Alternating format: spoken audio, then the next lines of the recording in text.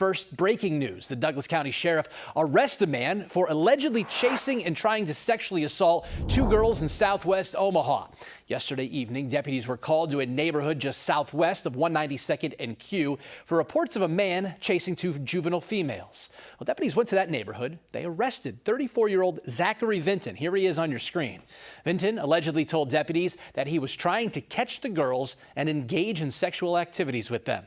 The sheriff says with Vinton's arrest, there is no ongoing threat to the community in relation to the incident. However, anyone who saw something in the area or with any information about this suspect, they are asked to contact the police department.